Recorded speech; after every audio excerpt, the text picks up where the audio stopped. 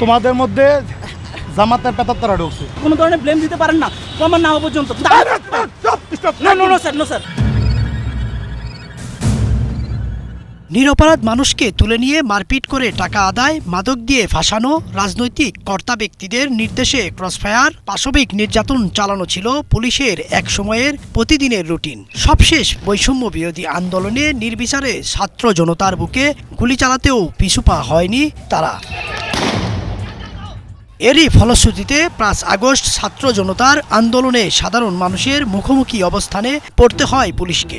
হামলা মামলা সহ থানা ভাঙচুরের মধ্য দিয়ে ক্ষোভ প্রকাশ করেন তারা। ৫ আগস্টে বৈষম্য বিরোধী আন্দোলনে সবথেকে বেশি রসানলেও পড়তে হয়েছে এই পুলিশকেই।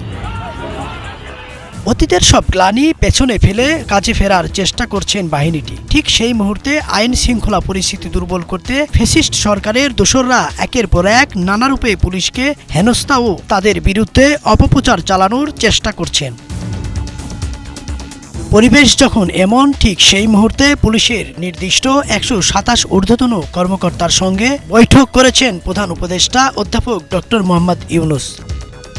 বৈঠকে পুলিশের মাঠ পর্যায়ের কর্মকর্তাদের উদ্দেশ্যে দিক নির্দেশনামূলক বক্তব্য দিয়েছেন অন্তর্বর্তীকালীন সরকারের প্রধান উপদেষ্টা।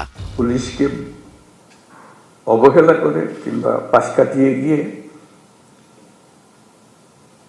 দেশ করতে পারবে না, তারাই সম্মুখ সারির মানুষ।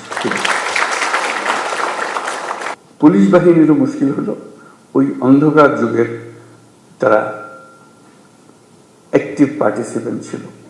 নিজের ইচ্ছায় না, সরকারি কাজ করতে হয়, কাজে কাজ করেছে, আমরা কাজ করছি, আমাদের হুকুম পেয়েছে, করেছে, করতে করতে আমরা ওরকম চিন্তাতে পড়ে গেছি। কাজে নতুন বাংলাদেশ সৃষ্টি করার জন্য তোমাদেরকে ওই চিন্তা থেকে বেরিয়ে আসতে হবে যে না, আমরা নতুন বাংলাদেশ সৃষ্টি করবো। ইদ্রিস আলম, বাংলা ভিশন, ঢাকা।